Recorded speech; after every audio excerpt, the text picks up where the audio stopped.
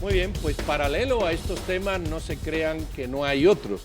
Y el más importante, creo yo, para cerrar este círculo, es que la Unidad Nacional de la Esperanza y su secretaria general, la señora Torres, terminen aceptando la estrepitosa derrota que sufrieron y cerrando de alguna manera la discusión inacabada sobre las impugnaciones, el fraude o lo que se le quiera denominar.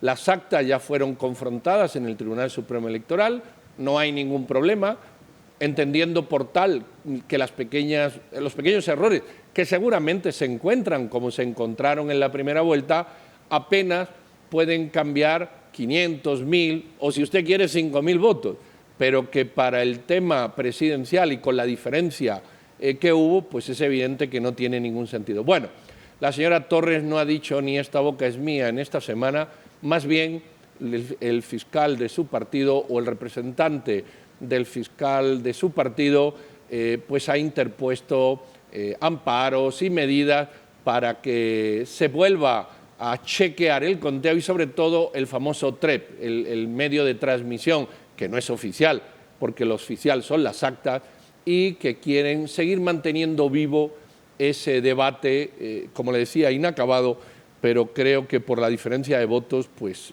insustancial. Pero ahí está. ¿Qué les parece a ustedes? Y hay debate en realidad. Es que yo no veo que haya el mínimo debate, más bien miro que es Sandra Torres y quienes la acompañan, quien está cuestionando sobre esto. Sandra Torres, ¿verdad? Después de Suri Ríos, pero no veo que suscite un debate a nivel nacional ni a nivel interinstitucional. Más bien me pregunto hasta dónde llegarán sus intenciones cuando parecen más bien un esfuerzo aislado. Quería referirme también a tu último comentario antes de irnos a la pausa sobre la ley que se creó para hacer inamovible a la fiscal general. Lejos de considerar que fue una ley negativa, yo creo que sí se debe garantizar que el presidente no tenga un poder omnipotente para remover a cualquier funcionario y que las condiciones que se estipularon ahí bien dejan el camino para que una fiscal que incurre en corrupción y en prácticas antidemocráticas pueda salir. Las respuestas de Bernardo Arévalo a lo largo de estas semanas después de su triunfo o su pase hacia la segunda vuelta fueron muy ejemplares. Él claramente lo dijo: yo no puedo ir en contra de la ley. Si la ley dice que no puedo removerla, si no puedo destituirla, esa ley ha de cumplirse. Sin embargo, la renuncia se la puedo pedir. Imagínate tú la incompatibilidad que hay con una fiscal que ha perseguido al partido ya del presidente electo. Imagínate tú la solicitud de una renuncia. Pero incluso Bernardo Arévalo da un paso más adelante y dice: y si no se va, lo que yo sí le puedo garantizar al pueblo de Guatemala es que no la reelijo y al futuro que elija será independiente y objetivo. Y tercero, que se terminen las presiones desde el Ejecutivo hacia la Fiscalía General. Y con eso, con lo que está en mis manos, yo ya puedo generar un cambio de escenario. Eso creo que también hay que tomarlo en cuenta. La ley que le quitó ese poder omnipotente al presidente no tiene por qué tacharse como negativa a estas alturas. Yo pienso igual, yo pienso que es razonable que el presidente de la República no pueda concentrar tanto poder como para deshacerse de una persona que esté investigándolo. Por eso me parece tan incorrecto lo que hizo Consuelo Porras cuando, a pedido del presidente Alejandro Yamatei, recuerdan ustedes que ella fue a instalarse a la Fiscalía Especial contra la Impunidad para impedir que Juan Francisco Sandoval pudiera iniciar cualquier gestión que condujera a investigar al presidente respecto de el financiamiento electoral ilícito que obtuvo con fondos públicos para su segunda vuelta, según el testigo A, que declaró delante de juez y ante el fiscal respecto de esos hechos en la campaña del presidente Yamatei, y también, por supuesto, de la alfombra que presuntamente contenía sobornos para el presidente por la minera rusa que operaba en esa época extrayendo níquel en el municipio del Estor, en Izabal. Fue terrible lo que Consuelo Porras hizo al deshacerse de un cuadro que era verdaderamente independiente adentro del Ministerio Público y que no se sometía al poder del presidente de la República como sí se somete ella. Y pienso que también es legítimo que los ciudadanos pidamos su renuncia, que si la población la quiere pedir y ella tendrá, si decide mantenerse en el cargo, que enfrentarse a la oposición de una inmensa mayoría de guatemaltecos. Y por supuesto que será vergonzoso que el presidente de la República le reclame que dimita porque no cuenta con confianza de la población. Miren, bueno, cuenta con confianza, por ejemplo, de Sandra Torres, ahora que acaban de mencionarla. Sandra Torres hizo propios todos los argumentos de Rafael Curruchiche en contra de Semilla. Las cifras que Rafael Curruchiche, sin ofrecer sustento alguno, expresaba respecto de firmas presuntamente no ratificadas en el partido Semilla, ella las hacía suyas. Ella también expresaba muchos elogios hacia la fiscal Porras, justamente porque fue la fiscal que le permitió salir bien librada de los casos de financiamiento electoral ilícito por los cuales se le perseguía. No, a mí me parece que de alguna manera están bastante vinculados el futuro de la señora Torres con el futuro de la señora Porras. Mira, todo eso es verdad, pero hay una cosa, Claudia, que también hay que decir. Aquí CICIG se acostumbró a quitar fiscales electos, fiscales que no le gustaban, y creo que sobran nombre. Y la señora Aldana temía ser sacada por el nuevo presidente y se cambió la ley. Y la ley se cambió para que el presidente no pudiera sacar a la señora Aldana. Esa fue la razón del cambio de la ley. No fue una ley pensada. Una ley pensada toma esas medidas, le quita poder al presidente, pero busca un mecanismo de cese. Lo que no puede ser es que el mecanismo de cese del fiscal general sea haber cometido un delito y haber sido condenado. Es absurdo. O sea, no hay nada más absurdo para cesar a un funcionario. ¿Cómo se podría haber dado? Como no quisieron en aquella época. Y por eso estamos pagando esos patos. Y también hay que decirlo, estamos pagando esos patos por ese momento político, jurídico que vivió Guatemala.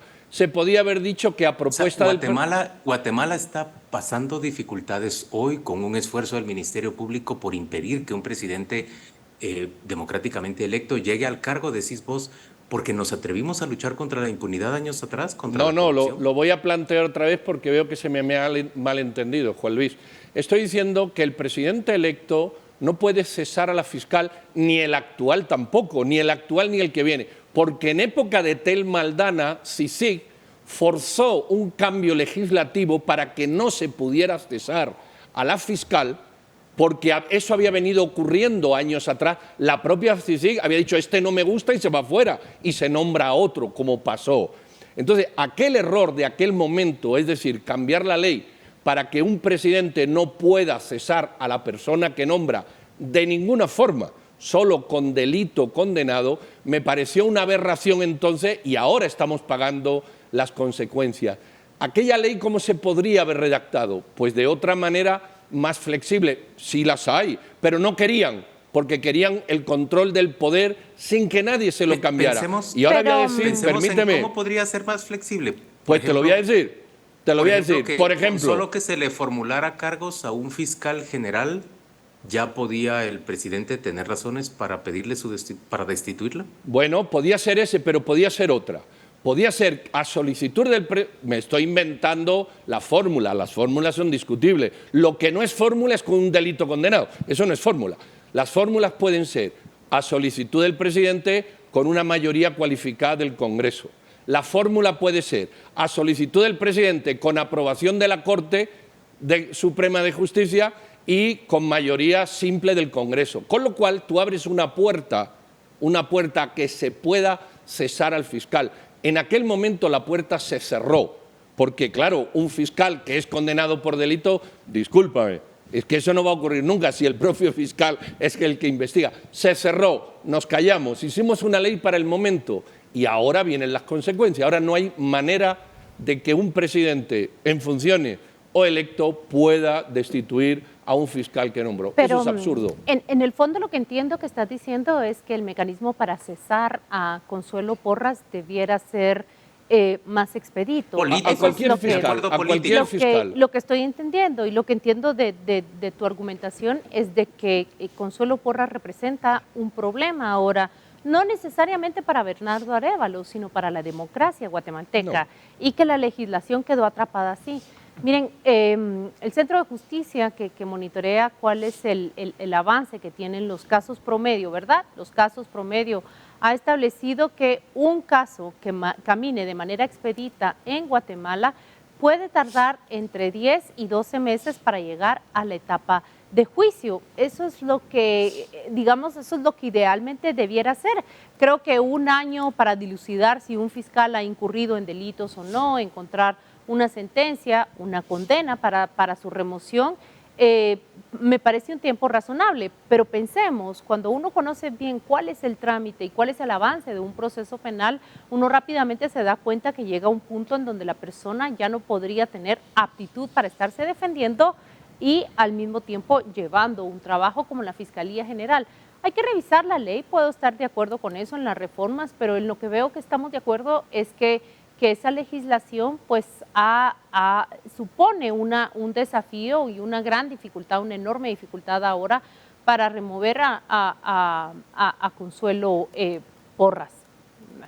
En eso estoy de Yo acuerdo creo que en lo que contigo. estamos todos de acuerdo en general es que toda la población quiere que ella se vaya. Es que ella ha menguado la credibilidad que tenía el Ministerio Público y es una dificultad real la que enfrenta ya la institución, no solo ella en términos políticos y las personas a quienes ella protege, que en general son los más corruptos que ha tenido Guatemala, enfrentan una dificultad con esa animosidad que tiene la población en general hacia ella. ¿Les parece que vayamos a una pausa y que volvamos Nos para seguir parece. discutiendo?